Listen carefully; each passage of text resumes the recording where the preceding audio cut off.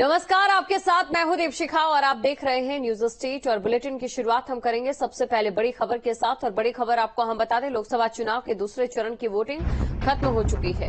Polling booth पर line में लगे लोग ही अब वोट कर सकते हैं। शाम 5 बजे तक उत्तर प्रदेश में 53% वोटिंग हुई। अलीगढ़ में शाम 5 बजे तक 54.36% मतदान हुआ। अमरोहा में शाम 5 बजे तक 61.89% मतदान हुआ। बागपत की बात करें तो 5 बजे तक 52.74% मतदान हुआ। और बुलंदशहर में 5 बजे तक 54.34% मतदान हो चुका है। गौतम बुद्ध नगर में शाम 5 बजे तक 51.66% मतदान। गाजियाबाद की करें तो 5 बजे तक 48.21% मतदान। मथुरा में शाम 5 बजे तक 46.96% मतदान हुआ है। मेरठ में शाम 5 बजे तक 54.62% मतदान हुआ है। तो ये मतदान प्रतिशत आपके सामने है, कहां पर कितना मतदान हुआ है, लेकिन ये शाम 5 बजे तक की तस्वीर है। 1 घंटे बाद भी उसके जो आंकड़ा है वो आना बाकी रहता है और देखना ये होता है कि कितना फर्क आता है। तो ये बड़ी खबर आपको हम बता रहे हैं।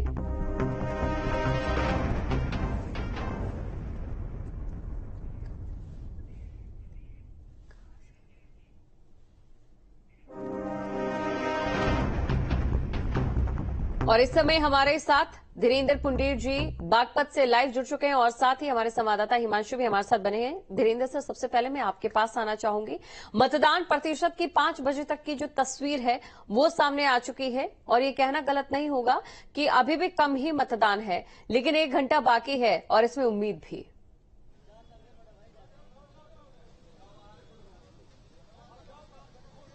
देखिए, बागपत में तो 5 बजे तक जो 50% मतदान हुआ ये काफी कम लग रहा है और पिछली बार का जो एवरेज है 64% के करीब है, 64 पॉइंट समथिंग है, उसको छू पाना अब थोड़ा मुश्किल लग रहा है क्योंकि ये दरवाजे बंद हो चुके हैं। अब सिर्फ उन्हीं लोगों के वोट पड़ सकते हैं जो अंदर हैं। अब बाहर से किसी भी वोटर को एंटरटेन नहीं किया जाएगा, तो लिहाजा ये लगता नहीं है कि वो वोट प्रतिशत को छू सकेंगे या वहां तक पहुंचेंगे।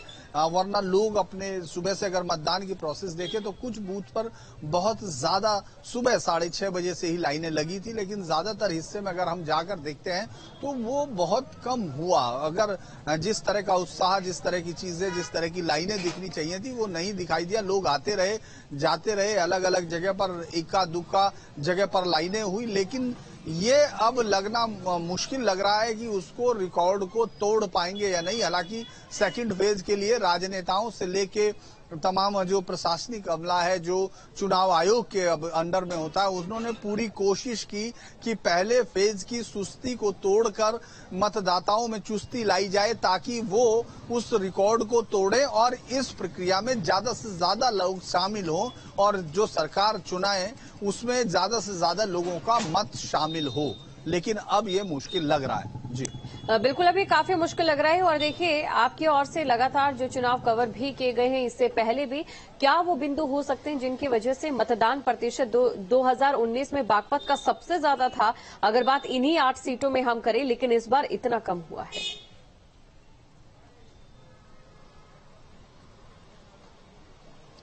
देखिए, एक तो सबसे बड़ी चीज ये दिख रही है कि लोगों के अंदर चुनाव में मुद्दों को लेकर कोई बहुत ज्यादा गहमा गहमी या आपस में गर्मी नहीं थी। अगर आप मुद्दों की बात करें तो मुद्दे इस बार भी सिर्फ मोदी पर आकर टिक गए। हालांकि अलग अलग तरीके से, चाहे वो लास्ट में इनहेरिटेंस टैक्स तक आया हो या रीडिस्ट्रीब्यूशन ऑफ प्रॉपर्टी आया हो, लेकिन जो मुद्दा जो जनता की जबान पर चढ़ता है, जिसको लेकर बहुत ज्यादा आमने सामने हो लोग और ताकि बाहर निकले अपने लोगों को जिताने के लिए, उस तरह का कोई मुद्दा नहीं था। वही महंगाई और तमाम चीजें जो विपक्ष के पास थी कहने के लिए, वहीं पक्ष के पास विकास का वो नारा कि लाभार्थियों की भीड़ और वो तमाम चीजें, तो लिहाजा वो था। दूसरा ये है कि इस इलाके में जिस तरह से गठबंधन हुआ आरएलडी के साथ, जो एनडीए गठबंधन है, उसमें ये एक अहम फहम बात हुई कि जैसे ये इजीली जीत जाएंगे। इनको लगता है कि जो समर्थक है उनको लगा कि अब ये पार्टी में इस समय जीत के लिए कोई बहुत बड़ा संकट नहीं है, क्योंकि जिस तरह से विपक्ष भी अब हिस्सों में बंट गया। हम 2019 से इस चुनाव को कंपेयर नहीं कर सकते हैं। 2019 में साफ तौर पर उत्तर प्रदेश में एक ऐसा गठबंधन दिख रहा था जो चुनौती दे रहा था, जो सामने खड़ा था, जिसमें इशू को लेकर यूनाइटेड थे। लिहाजा आप वोट परसेंटेज को बहुत ऊपर देखते थे और जो फैसले हुए इधर वेस्टर्न यूपी की जिन सीटों पर हम लोग हैं वहां किसी पर 6500 से हुआ, किसी पर 3000 से, किसी पर 23000 से, इस तरह से भी चुनाव लड़ा गया, जीता गया। लिहाजा उस जैसी गर्मी, उस जैसा तनाव जो चुनावी होता है वो इस बार नहीं था। इस बार बीजेपी विपक्ष में जिस तरह से कोई एका नहीं था। आप देख सकते हैं कि बसपा के अलग लड़ने से एक मेजर चंक जो होता है वो एक अलग तरफ से चला गया था और उनके साथ जो दलित वोटर है वो उनका काडर का वोट है, वो एक स्ट्रांग वोट है। और अभी तक के चुनाव इस बात की तरफ इशारा करते हैं कि वो 13% वोट उनको उस समय भी मिलता है जब उनको सीट मिले ना मिले, और वो 22 तक जाएगा। तो ये जो और समाजवादी पार्टी के पास इधर वेस्टर्न यूपी की इन सीटों पर मुस्लिम मतों के अलावा सिर्फ वो कैंडिडेट जिसको उन्होंने जातिगत समीकरणों के हिसाब से खड़ा किया है, उसके अलावा उनके पास कुछ नहीं है। तो लिहाजा ये चुनाव इसलिए भी थोड़ा ठंडा दिखाई दिया कि लोगों को लग रहा है कि वो आएंगे तो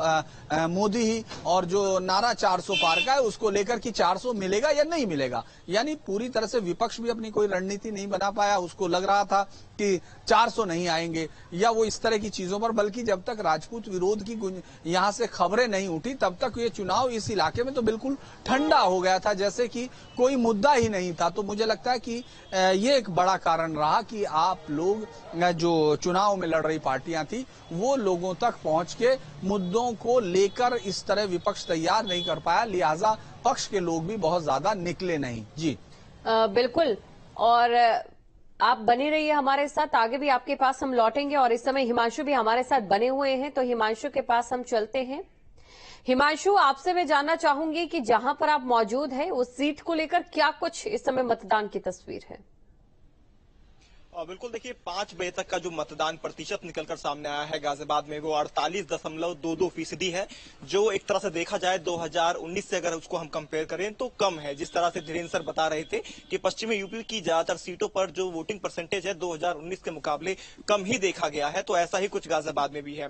हालांकि गाजियाबाद में हमेशा से ही अमूमन देखा गया है कि वोटिंग परसेंटेज कम ही रहा है। पिछली बार की हम 2019 की बात कर लें तो तकरीबन यहाँ पर 56.86% मतदान हुआ था और उससे पहले 55.56% मतदान गाजियाबाद में हुआ था। लेकिन इस बार पिछले जो 2 चुनाव रहे हैं लोकसभा, उससे भी कम मतदान लग रहा है। मैक्सिमम 2 से 3% का इजाफा जरूर, जो मैं आपको आंकड़े बता रहा हूं 48.22% में, उसमें हो सकता है। यानी जो फाइनल वोटिंग परसेंटेज निकलकर आएगा वो गाजियाबाद का तकरीबन 51 या 52% तक पोलिंग यहाँ की रहेगी। लेकिन उसका फायदा या नुकसान किसको होगा ये 4 जून को पता चलेगा। हालांकि सभी पार्टियां अपना अपना दम भरती हुई दिखाई दे रही हैं, क्योंकि अतुल गर्ग को यहां से चुनावी मैदान में इस बार उतारा गया था और लोकल कैंडिडेट उनको बताया गया था और यहाँ की जनता की ये मांग भी थी कि लोकल कैंडिडेट हो। लेकिन उसके बाद यहाँ पर जिस तरह से धीरेन्द्र सर ने बताया कि एक वीके सिंह का टिकट कटने की वजह से जो क्षत्रिय समाज से आते हैं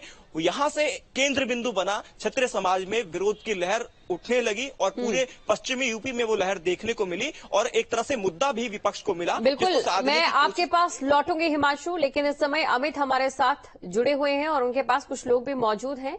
अमित, देखिए, हमने सुबह से लोगों से बात कर रहे हैं, लेकिन इस आखिरी समय में जो मतदान के दूसरे चरण का ये आखिरी समय, इसमें लोग क्या कह रहे हैं, क्या लग रहा है उन्हें? एक बार फिर से पश्चिमी यूपी की अगर बात करें तो मतदान जो है वो इतना ज्यादा नहीं हुआ है, इसको लेकर भी लोगों की क्या राय है?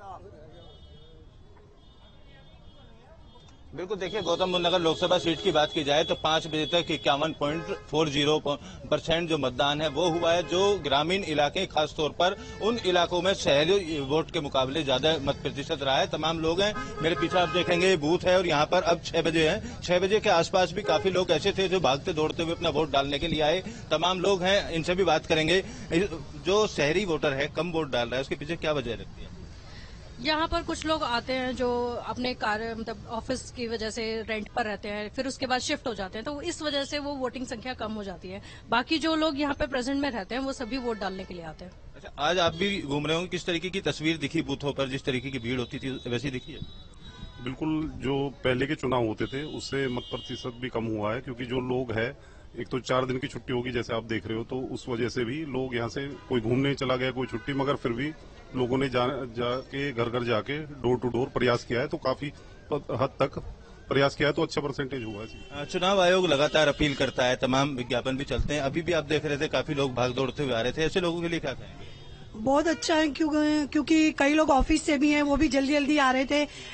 मैं भी अभी जस्ट आउट ऑफ स्टेशन थी, तो मैं जल्दी भाग के आई फटाफट 5:45 बजे तक, और फटाफट वोट डाला, और मुझे बहुत अच्छा लगा कि मैंने वोट डाला है। ये क्यों लग रहा है आपको ऐसा जो वोटिंग परसेंटेज घट रहा है, क्या वजह होगी?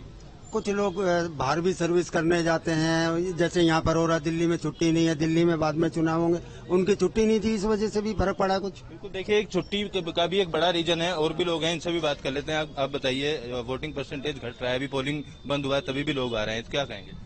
ऐसा है, ये जो पोलिंग जो कम हुआ है उसका मेन कारण एक ये भी है कि यहाँ गर्मी का मौसम बहुत ज्यादा था, गर्मी में लोग निकले भी नहीं, और कुछ जिनको आप हमारे जो जागरूक मतदाता नहीं कहते, शुक्रवार होने की वजह से वो पहले ही अपने अवकाश पे चले गए छुट्टी मनाने के लिए। ये थोड़े से छोटे छोटे बिंदु है जिनकी वजह से मतदान कम हुआ है। क्या लग रहा है आपको? वोट डला है यहाँ पर, तमाम प्रत्याशी थे, किस तरीके का रुख रहा होगा? मेरे ख्याल से गर्मी की वजह से लोग कम निकले, इस बार लोग घूमने भी चले जाते हैं, इसके उसमें भी होता है। देखिए, तमाम लोगों का यही कहना है, एक कारण गर्मी बताया जा रहा है, दूसरा कारण ये बताया जा रहा है कि शुक्रवार से पहले ही जो स्कूलों की छुट्टी है वो हो गई थी, तमाम दफ्तरों की छुट्टी हो गई थी, तो ऐसे में कई लोग ऐसे होते हैं जो इस समय को, वोटिंग के समय को पिकनिक का समय मानते हुए घूमने के लिए निकल जाते हैं। दो बिंदु यहाँ पर अमित आपने लोगों से बातचीत की और वो निकलकर सामने आए हैं, जिसमें एक गर्मी का है और दूसरा ये कि लोग जो है वो कहीं और रहते हैं और ऐसे में दिक्कत